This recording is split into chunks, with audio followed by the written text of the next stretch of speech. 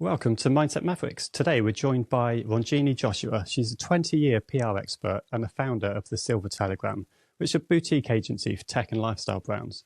She's helped countless startups make headlines. And today she's here to share her top PR strategies from mastering media relations to building resilient, memorable brands. So get ready to learn the keys to PR success. Welcome and thank you for being here. Hi, John. Thank you for having me. I'm excited to be here. I know you've had a successful career spanning 2 decades in tech PR. So can you take us back to that very beginning? What initially inspired you to pursue a career in PR?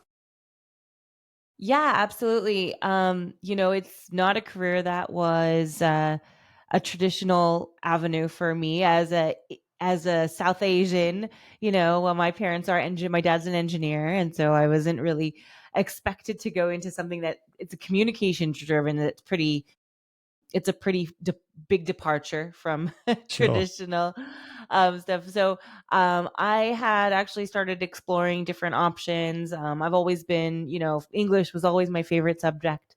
And so I kind of fell into PR as something that is a combination of my interest in being social and then my interest in writing and communicating and storytelling. And so that's kind of how I got into it in school. I actually graduated with a journalism and PR degree, which I feel like is not that common, or at least it wasn't back Yeah. then. And then my aim was to go into entertainment PR. I was going to be, go into music or entertainment PR, but I actually out of college had an internship at a tech PR agency. This was right before the bubble Yeah. burst, and I was like, okay, well, this seems very lucrative and I'm going to try it out. And I went in there. And then ever since that, I kind of stuck to tech. And it's probably a better decision than going into entertainment, to be Yeah. honest. I found that technology is more than I expected it to be. And so first, I was working with companies like in the mobile and telecom space. So T-Mobile, Nokia. Back then, it was a BlackBerry. We Yep. did a lot of things with BlackBerry Rim. So I was in that space, and then from there kind of like expanded out, and I realized pretty quickly that technology was going to touch everything we do. So now I work in hardware networking, I work in consumer technology, I work in all the different areas. I've done films, nonprofits. I've kind of spanned across the sector of different types of PR, and they've all touched tech in some way. So I'm glad I actually made that decision. Yeah. That's it. Such And a diverse sector to be in anyway of tech. 'Cause like you say, it touches every absolutely. aspect of life now, whatever it might be. Yeah, now it's impossible to get away from it. But I didn't know that, Yeah. back then I didn't know that it was going to be like this. So yeah, so that was that. I did a little bit of video game PR also. And then I was working in house at a video game company.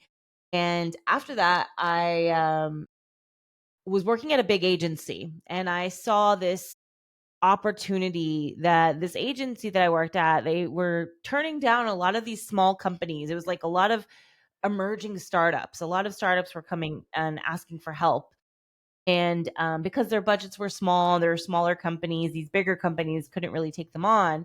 And I was thinking, wow, like we're passing up so much business. There's all these entrepreneurs and startups that need help, but you just can't afford a big agency. And so I left and I was like, I can do it. So in 2011, I started my own I started freelancing first. And then that I never expected to create a small, like a boutique agency from there. But so I started as a freelancer, and then that grew. The demand grew for a smaller agency that can serve and do PR the same way a big agency would.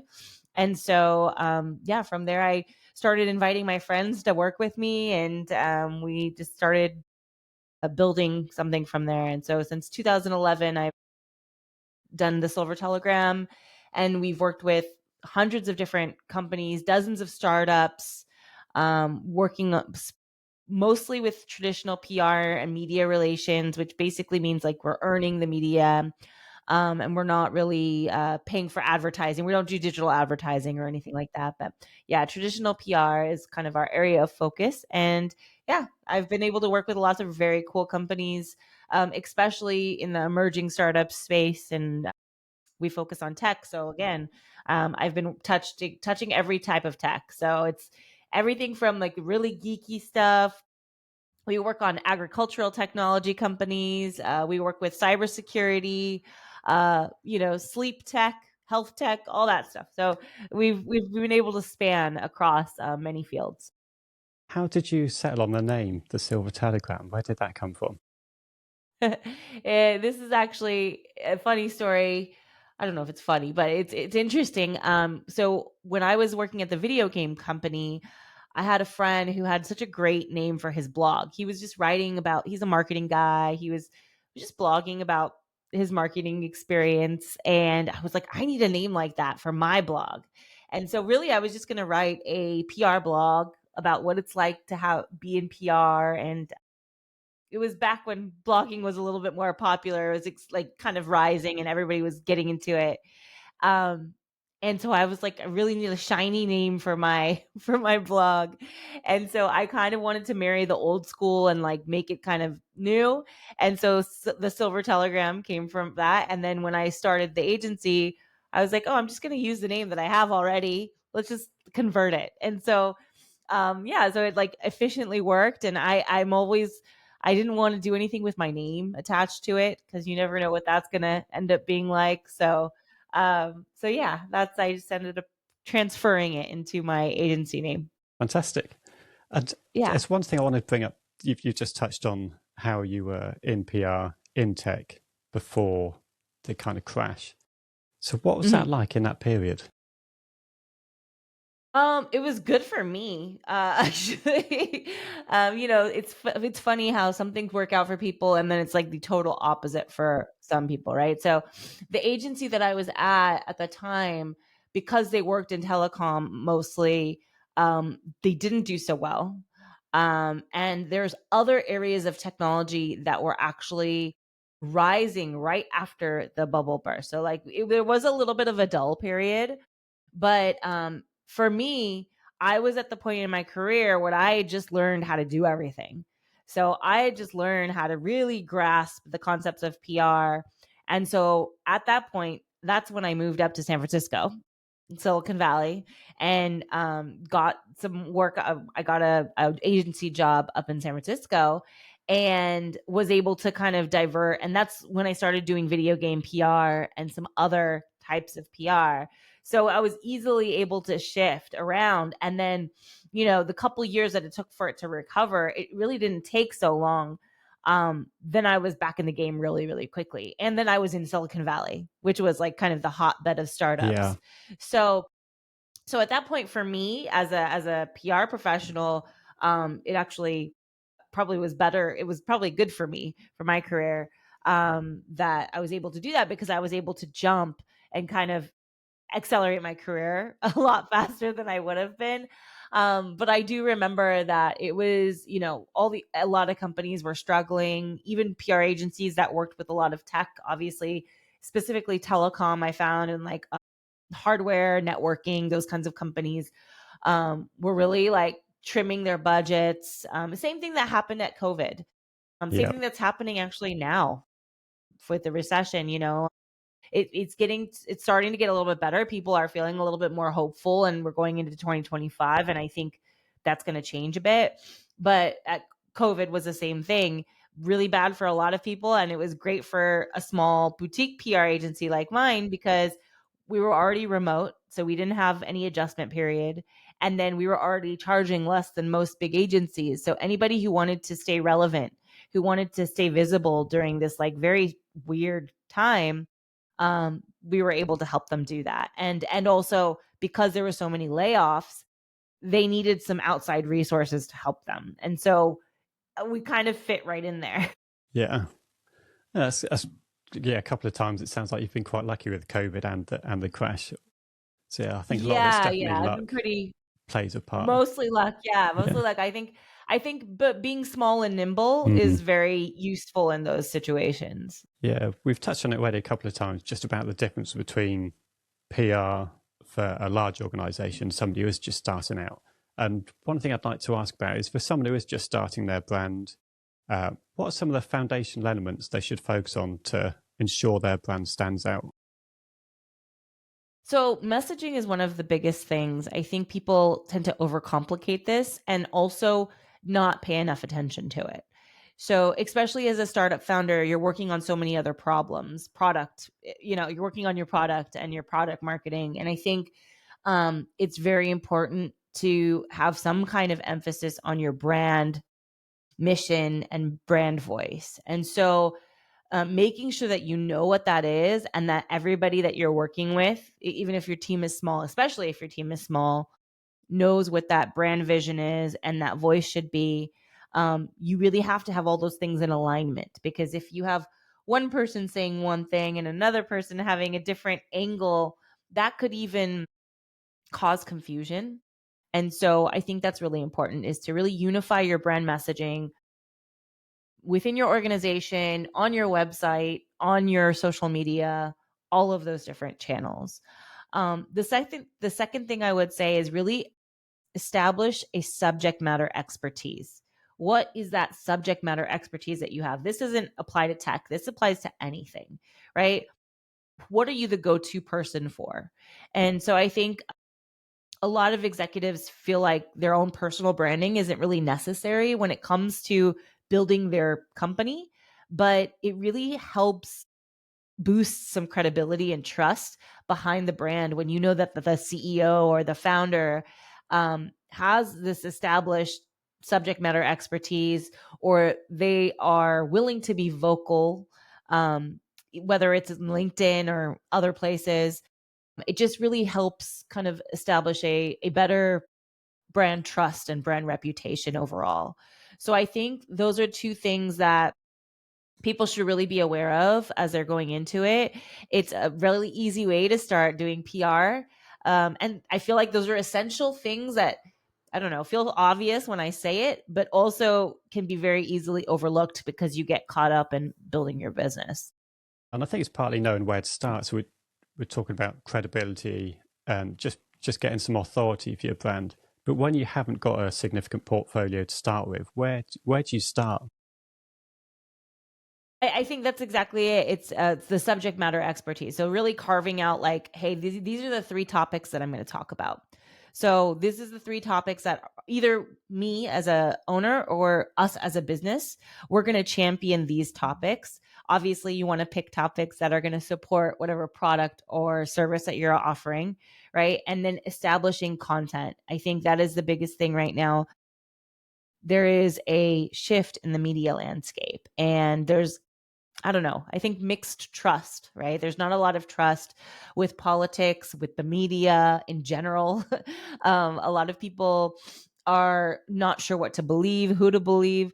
So I think making sure that you have really carved out a niche for yourself, and then also are creating content that is not promotional necessarily, but educational, right? You're like kind of supporting your customer without selling them anything every moment.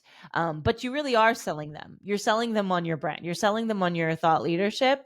And so it is a way of selling them, but in a very, very soft and educational way. You want them to be empowered. And I kind of do this myself. Like, for example, I work in PR. We serve clients all the time, but I also give away a lot of free PR advice, because I always believe that, people should either try it themselves first so they can see the dynamics of what PR is, but also when we bring in clients that are well educated about PR, it actually makes both of our jobs so much easier. And it helps um, create the storytelling so much better, because they understand, oh yeah, they need these tools to do their job, and then they're going to do their job, and then they need me to give my expertise. And so if everybody knows their role and what we need to do with each other, then I think that helps a lot more. So I encourage everybody to really like start developing content and educating your customer, because it's such a great way to be able to create this like relationship without talking to every single person on the planet, you know? But yeah, I think there's definitely people who are reluctant to give out any value, thinking that they're just giving it and not getting anything in return. But like you say, it's just building up that authority on that topic. So as soon as somebody does need somebody in PR or whatever it is that you do, that you're top of their minds. They're going to come to you first. And Exactly. And really nobody wants to do your job. They really don't. yeah, Like I think most people want to do what they're good at, and they should. They should just do what they're good at. But it's nice to have a resource. And so being a resource is always invaluable. and in terms of trying to build a voice and a brand that resonates with the media and with your customers, is there a difference in the way you should approach that? A little bit, a little bit. That's actually a really good question, the way you said that. Because sometimes I tell people, hey, to get a good media story, you should talk to your sales team, because the sales team is the one selling to the customer. And usually the challenges of the customer is what the media is interested in. So it's kind of like a weird roundabout situation, but usually the challenges of the customers are the problems that the media are trying to solve, because the media's problem is getting eyeballs on their story. So you just have to kind of put in frame of reference of your mind, what is every person trying to do? The journalist is trying to put out a really eye-catching story that's going to get a lot of eyeballs, some clicks. They want shares. That's what they want. And so how can you fit into that mold, and how can you solve that problem? So and you need to pick media journalists that are targeting your target audience too, right? That your customer. So if you know your customer better, then you can give them a better story. So that's kind of just a way to frame it and think about it, is like the biggest challenges of the industry or the market are such a great media story. You just have to tell it in a little bit of a different way, something a little bit more buzzworthy and triggering. Yeah, no, I'd like the explanation. Like I say, it's rather than focusing on the benefits and what features your product's got, what are you actually solving? So just flipping it around, which is a great way of, like I say, reframing it. So is there a particular do's and don'ts that you would suggest with the media and Yeah. Yeah, absolutely. So working with the media, I think always remember that they're human. That's one thing. Um, I think one of the biggest complaints we get is like, oh well, you sent out a bunch of emails and that wasn't my name, stuff like that. So making sure that you do your research, personalize the emails, and making sure they're human people as well. I think that's something to remember. Everybody has a job. And that's something that I think we all forget about everybody. yeah, um, but COVID definitely changed that, right? Everybody's kind of a little bit more aware. I would hope. I think everyone's a little bit more aware of the human element of business.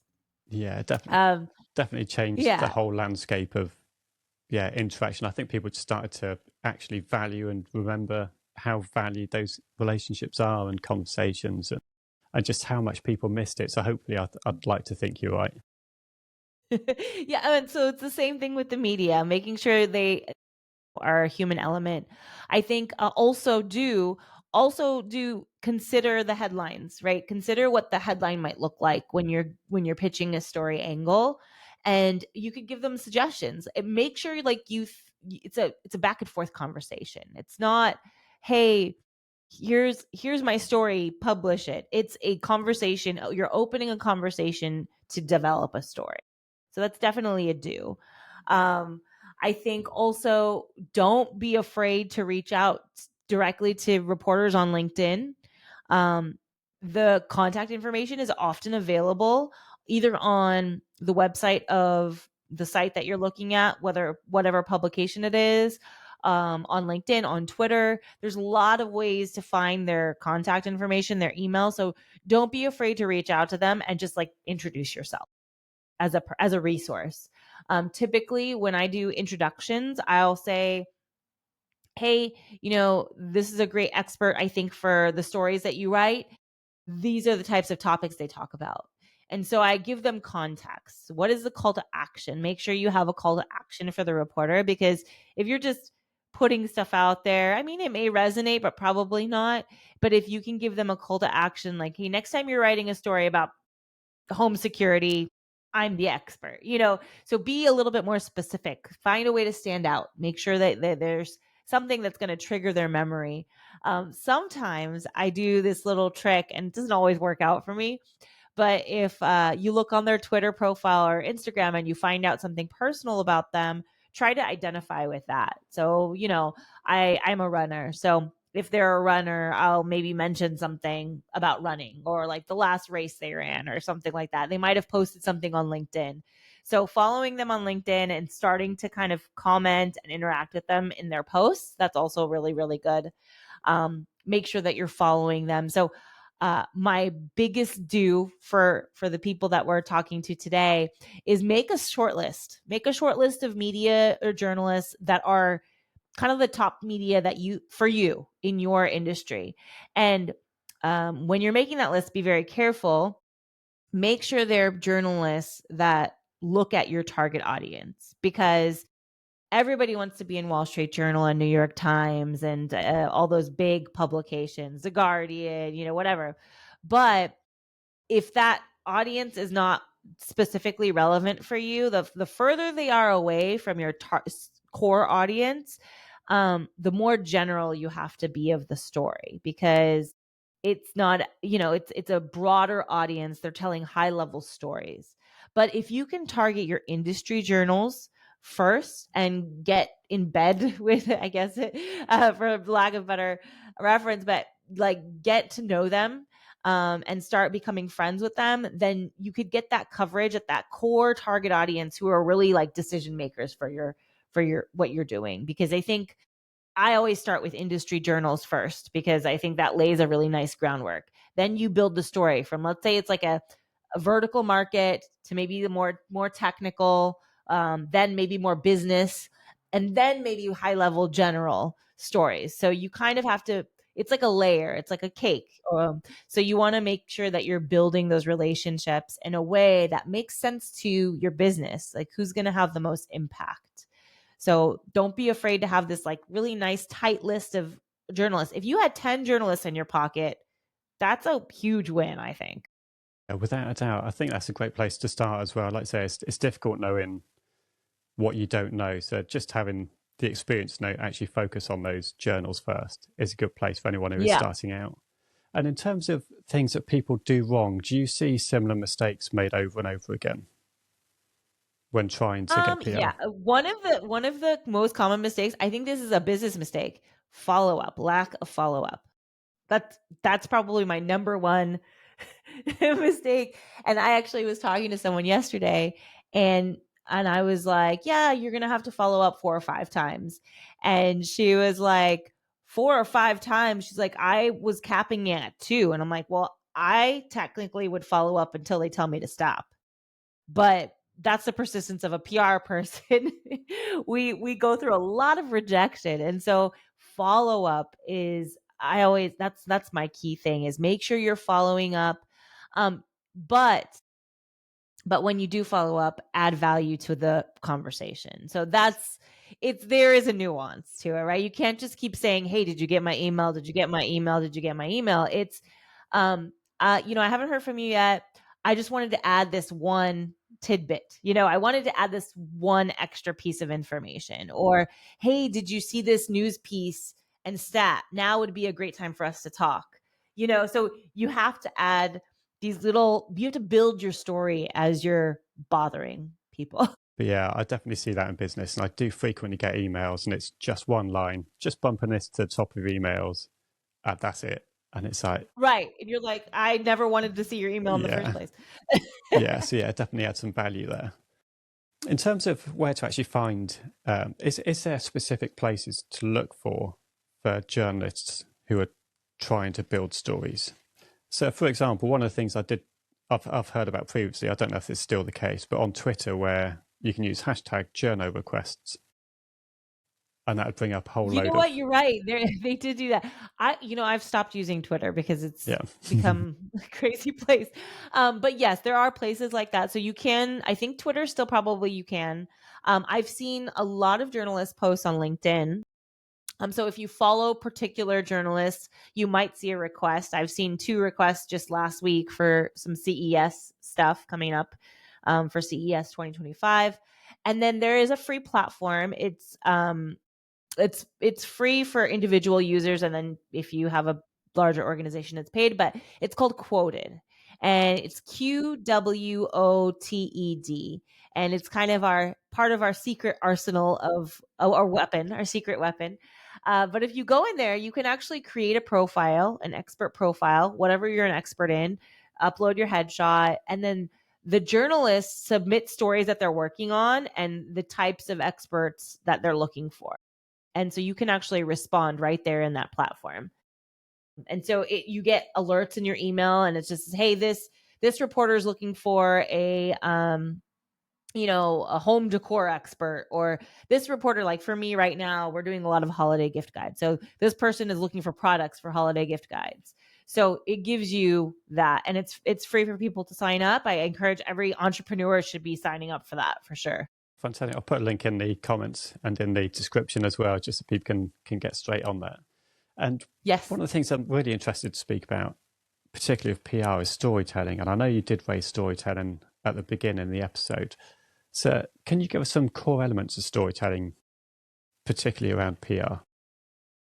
Yeah, I think the most important thing to remember is that everybody is not part of your organization. So they're not going to believe what you say.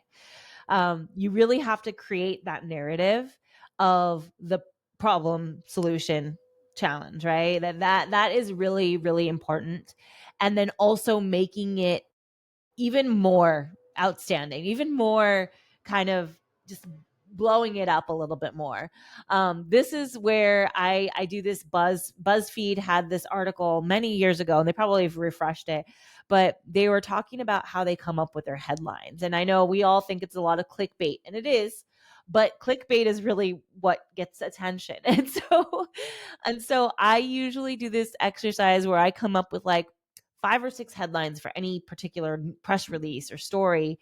And I think, okay, what is the most outstanding headline I can have for this problem that we're solving? And so a lot of people start at different places, but I like to start with the headline.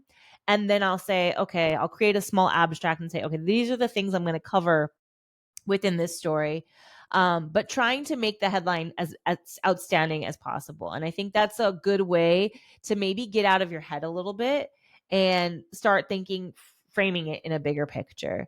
One of the challenges with entrepreneurs and startups that I find is that they're so involved in the process of their company and their product and their service that they're like, we're revolutionary, we're this, we're that. Well, there's and sometimes I ask people if they have competitors, and they tell me no, which is a big red flag for me because everybody has a competitor. So it's really getting out of your head and solving a problem. What do you see your headline being in a newspaper? And are people going to be interested in that headline? Oftentimes, even with my team, we like look at pitches, different pitches that we send to journalists. And they always say like, hey, what do you think of my subject line? And I said, well, would you open that email? So it's really just as simple as that. Would you open that email? Would you understand what you're trying to say? So 2 things is it exciting enough to open? And the second thing is it easy enough to understand for everybody to understand? And I sometimes use the example, can your grandmother understand what you're saying? Or can a 4th grader, are you as smart as a 4th grader? Whatever you want to use. Because you really do have to use simple language to explain even the biggest problems. And that's kind of what we do as PR people, is distill different issues. So try to use simple language and then make it exciting. I think one of the concerns that I'd maybe have with making it a little bit outlandish is there risks to over-promising and under-delivering? I don't think for a headline, I don't think so. I think that headline, it has to be eye-catching. You have to jar them somewhere. You have to like be able to like get them. I mean, if we haven't learned anything from Donald Trump, like that's what he does. Okay.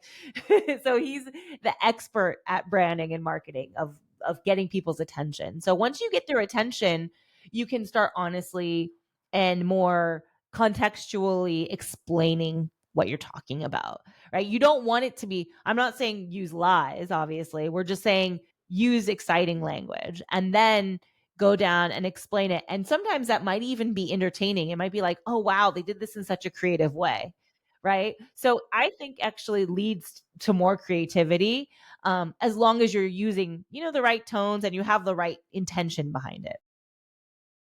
And as you've said, you've worked in PR for 20 years now. I'm sure there's been a lot of changes over that time, but I'd imagine one of the biggest ones is the involvement of social media and the impact that has in PR. So how should you balance traditional PR with social media?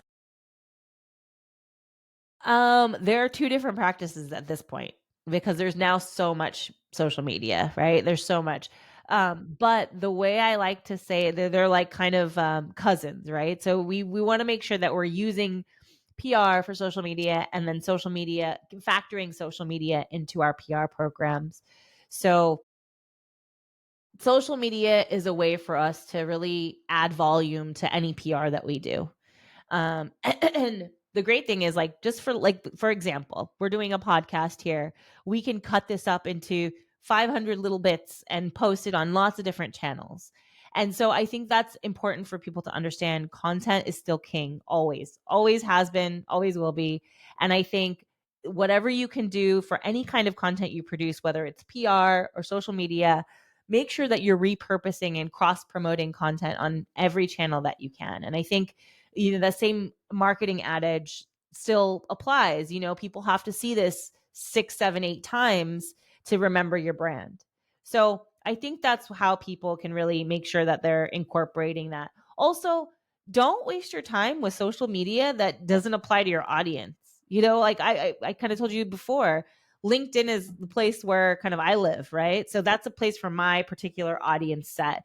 LinkedIn, we do some Instagram stuff. Twitter, yeah, sure, but like really that LinkedIn is where I do a lot of my business. So that's going to be the place where I focus the most, and then I usually just like repost on other places. But if you're a retail product, Instagram, TikTok, those are going to be the places, that Pinterest even, are going to be the places that you live the most. If you're a political expert, then Twitter is probably going to be a place where you raise your volume a little bit more, right? So you really have to identify, and sorry, I even forgot about Facebook, because that, for me, it's not even on the map, but Facebook is actually on the map for a lot of local businesses, smaller businesses, local businesses, support groups, like different types of small and entrepreneurial like businesses are usually on Facebook, and regional. Because I live in Hawaii, people are just obsessed with Facebook Marketplace here. But when I lived in California, that's not really the place where we. That's the was the Facebook Marketplace. It wasn't it. It was all these other apps that they have. So depending on your market, it's really going to depend on where you live, but make sure that you're really targeting the right one, because you don't have to do them all. You don't have to like stress yourself over how to do each one. Just do the one that is the right fit in the right way. On to a slightly more negative aspect of PR, and that's in the event of receiving negative PR, which hopefully you never will. But say you're having a PR crisis, what's some of the immediate steps a brand can take to try and mitigate and manage that situation? Yeah. So first thing is taking a breath, right? Like not to respond immediately.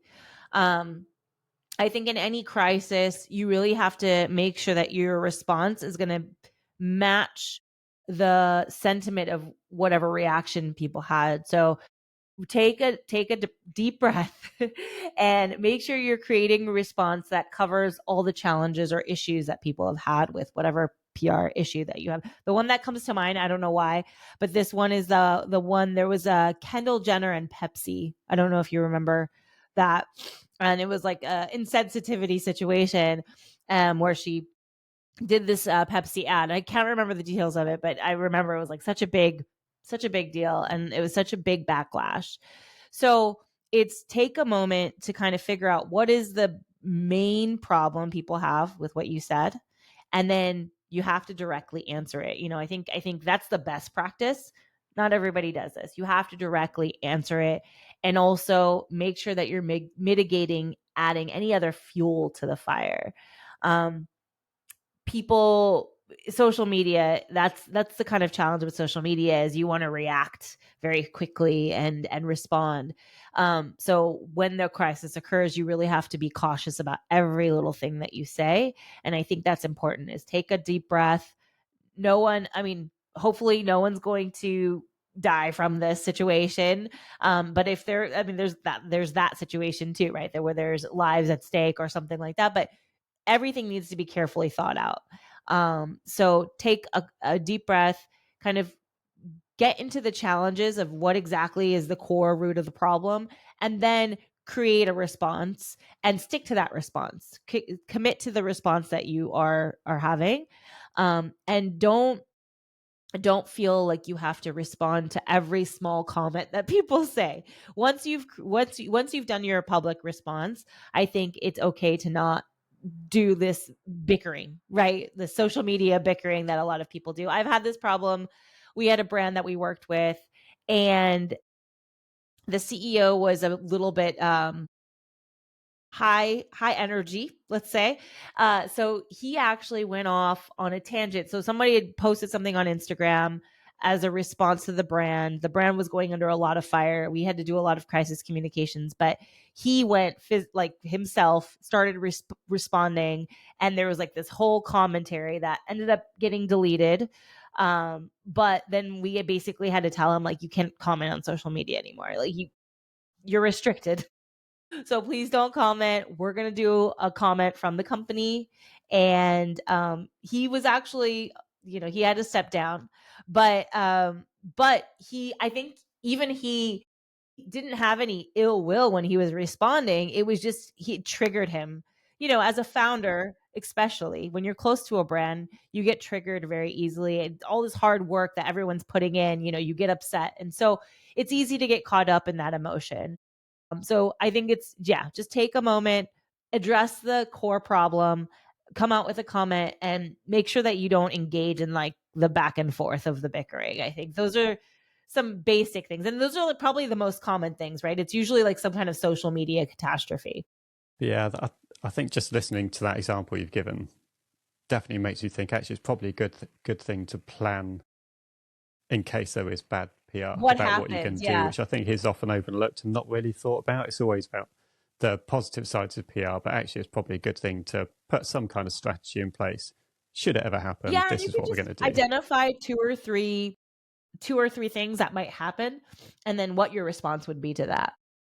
Yeah, I'm quite interested to hear a little bit about your thoughts on timing of PR as well. For example, if a company's about to launch a new product or author's about to launch a book, when should people start to think about that PR message that's going out? For planning, I would say probably 6 months. And then for actual like active tactics, probably about 2 to 3 months, depending. Marketing will be a different thing, right? Like, so if you're building like an email list, or it's like, let's say it's a book or something, then you want to take as long as you can. You can market out from like a year in advance, right? There's a lot of cool ways you can market books and things like that. So I would say that's marketing, the paid marketing side, or the email building side, or the audience building side should be done as early as you can. But the PR, which is like, I would say the more active, like, okay, we're going for it now, we're launching this campaign, would be about 3 months, 2 to 3 months in advance of your actual launch. And then typically, like when we work with tech companies and they do an announcement, a milestone announcement, let's say they're raised a round of funding, or they are launching a new product, then I would say like maybe something around 6 8 weeks to two, I guess that's 2 months, 2 months Yes. ish, in advance, because we would start to reaching out to journalists about 3 weeks in advance to let them know what's coming. So depending on the size of the initiative or the project or the announcement, you want to plan out. But I always say like 6 months is a good place to kind of like start thinking about it, making sure you have a plan. And then 3 months is like implementation. And then if it's a book or something like that, you want to factor in that marketing time. And is there such a thing as too much PR? Can you oversaturate the market with your PR. Isn't that what we want? Isn't that oversaturation is awesome, right? The more people are talking about you, that's the share of voice that you want. You want all of the share of voice.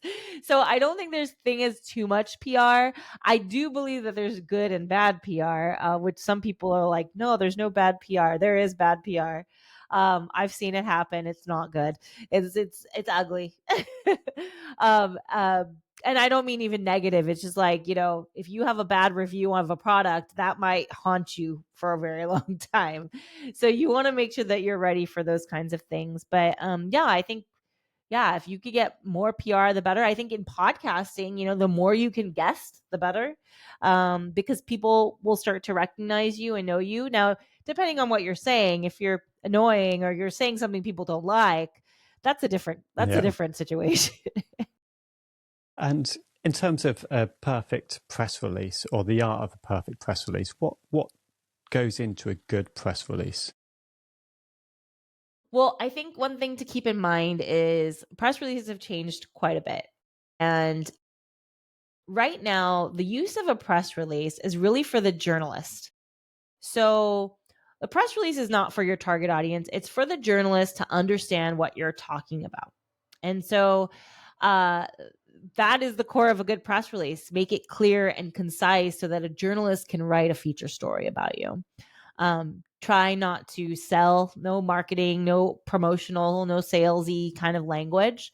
I think that's really the core, is for people to remember that, because a lot of people who I talk to think that, oh, I'm going to put out a press release and it's for my customer, but it's not for the customer at all. It's actually for the journalist to create a story about you. So keep that in mind, and I think that would help a Yeah. lot. So really just similar to what you've said earlier about focusing on the problems that you're solving and just telling that Yes. stories, and not sales pitchy.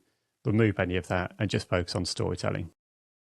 Yeah, one other thing actually I would say is, if you're a brand that's not known well, you even have to focus on the problem even more, because pitching that, I'm just going to come up with a name like, Bright Light launched their new LED. I'm looking at my lamp. So Bright Light launched their new LED, energy saving light bulb, right? So if you come up with that, if nobody knows who Bright Light is, then it won't really matter. So why is that energy saving light bulb revolutionary? That's what you want to focus on, not so much the brand. And so there's an ego that comes into some of these press releases that doesn't need to be there, because you do want to mention the brand name in the headline, because you want them eventually to know that Bright Light is the LED light bulb brand. But don't focus on that so much, because especially when we're doing pitches, when we send out pitches by email to the journalist, if they don't know the brand already, I don't even mention it, because that's not going to make them open the email, right? We talked about what's going to make them open the email, right? The innovation, the exciting part of it, the solution is going to help them open the email, and then you introduce the brand from there. So just kind of keep that frame of reference in mind as well. And particularly now, I think founders are starting to build a personal brand a lot more than they used to. So is Yeah. there differences or things that founders should be focusing on to build their PR as opposed to doing it for their company? No, yes. So when a founder is doing PR, especially if they're doing stuff on LinkedIn and stuff like that, tell your story. Like, tell your story, talk about your subject matter expertise, talk about yourself.